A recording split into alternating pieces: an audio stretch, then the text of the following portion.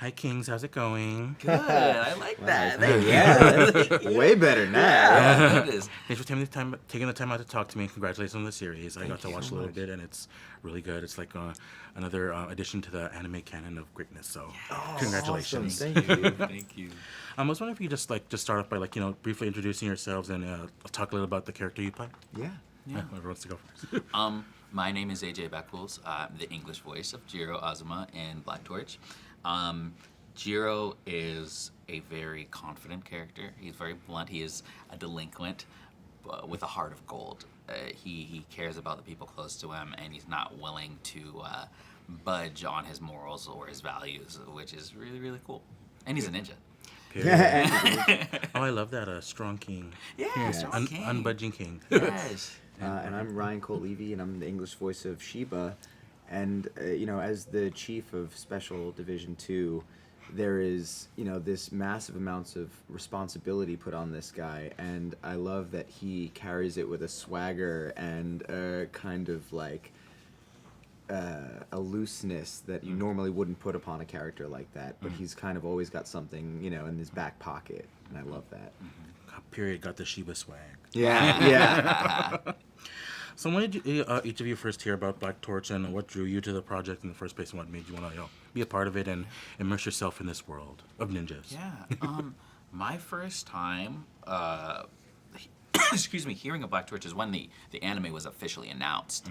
And then when I received an audition for it, I was just incredibly excited, and I did my research and I looked it up and I read, and I got really, really. I fell in love with the story and the art and everything, and I couldn't wait to see it animated. So getting to be a part of it is not something I would say I expected, but it's I'm very happy. Love that. Yeah. I remember it was maybe like a year or two ago that someone specifically actually gifted me a copy of the first volume. Really? And was like, I think this might be a show sometime, and I feel like you'd be a really good fit for these characters. And I thought that was so eerie that they totally were on the money. And I remember reading it and thinking it was really cool. And then we travel around, and I didn't get to catch up with it. And then it was a year and change later that the auditions went through, and I was like, wait, I know this thing. And I genuinely didn't think that I would actually get considered for it. So it was really, really fun to actually end up in it. Very full circle. Yeah. So cool. Very full circle moment. Very the power of manifestation. So I love that. I'm all about that. AJ, Jiro is the kind of main character that reminds you of the MCs of classic iconic anime from the 90s and 2000s. Very much strong and in his morals and in his beliefs, but then also very heart of gold, which is always be one of my favorites. So what's your favorite thing about playing a character like him and getting to immerse yourself as him? That he's so different than me. We're similar in a lot of ways, right? All the things he values, family, friends, all those things are things I value, but he's so much more confident about showing those things. There's a specific line in the show where he's like, I'm not going to let you put your stupid labels on us, Mononoke, human, it doesn't matter, right? That's Rago and I'm me, and treat us with respect. And I think that's a really, really cool, he's not afraid to say that. And I think that's, for me, I have issues with people pleasing, and being able to embody this person that always means what he says and is not afraid to say what he means, is very confident. Is always it was a fun opportunity for sure. Love that. And Ryan, same thing for you. What do you like most about Sheba and getting to play a character like him who's not quite on the same page as Jiro, but we love him nonetheless. Yeah, no, I listen. I love a calm, collected man. I think there's something really empowering about someone who doesn't have to tense up or get aggressive or put on a whole other kind of energy just because something is suddenly not going as planned, or he's always so even tempered, and I find that to be a really admirable trait, because there's so much that we can easily trip over ourselves in life if we don't take that extra beat to kind of breathe. And it seems like he's really dialed that in as a character before we even meet him. He's been through so much that he's either learned or trained himself to be a think first, before a single action comes into play.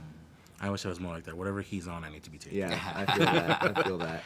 And I think, if I recall correctly, Shiba's the one who came up with the title, Yeah. the Black Torch. Yeah. So if y'all could have like a nickname for your crew or your friendship group or wherever your family, what would you call yourselves? That's really I know Black Torch sounds kind of badass. When you think Yeah, of it. maybe it's like, right? how do I get something as cool as that?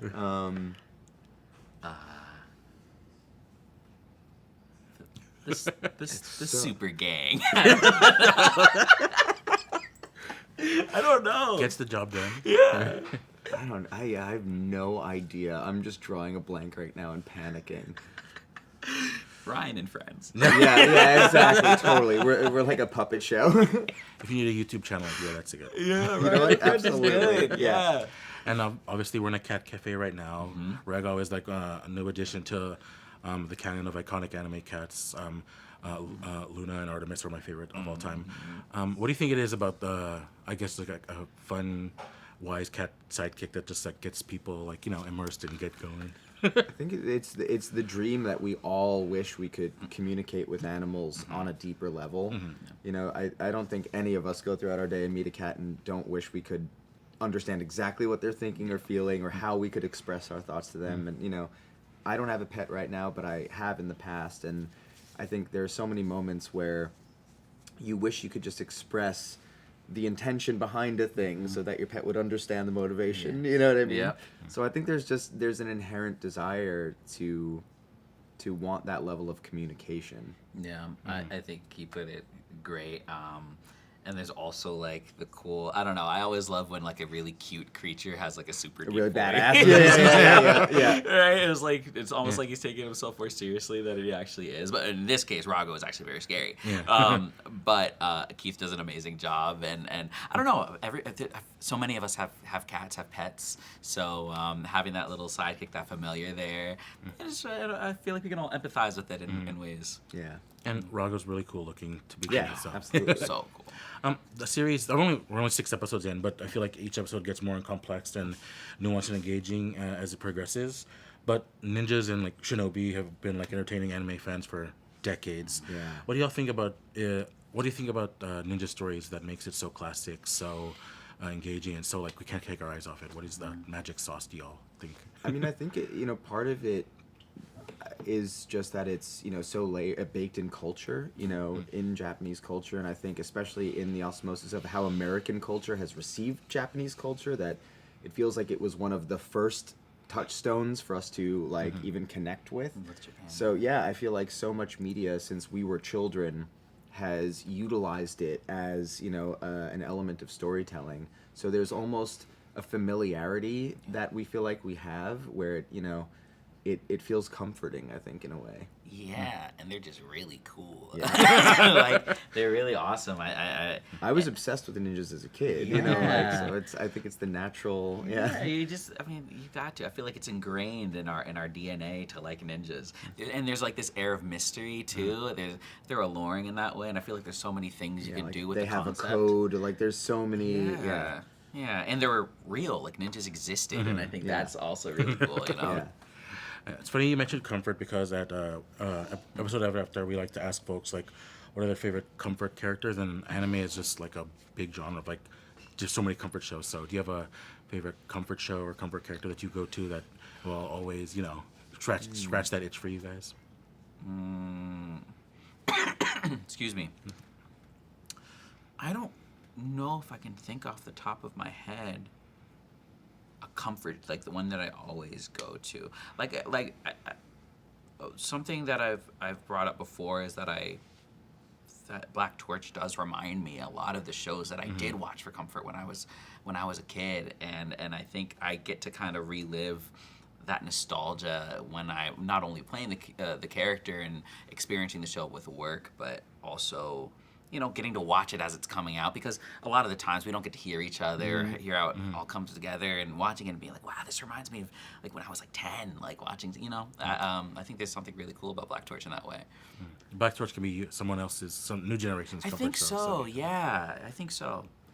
I think my comfort food, I tend to have this weird ritual where like every year there'll be 2 or 3 film directors that I've just loved my whole life, and I will watch their entire filmography for the umpteenth time. And to me, Every year you pick a new director. No, I will usually go back to like some of my the same favorites. I have one, like a okay. handful of a few, and they're just the whole filmography, seeing the arc of them becoming the craftsmen they are, seeing the choices they make for their characters. A lot of that I find really intoxicating and really informative as an actor to help give me even ideas or choices and motivations in what we do. So I feel like I've probably seen Pulp Fiction more than I can even count at this point. And it's weird to think of that as a comfort movie. I've but never seen it. Oh man! Seen Pulp All right, Fiction. we gotta hang out soon. Yeah. You're in for a treat. Yes. It's iconic. Yeah. That's all the questions I have left for you guys. But thank you so much again, Thank Kings. It was a you. pleasure. You're awesome. Congratulations. Appreciate Thank you so much, Thank you yeah. so much. Thank you.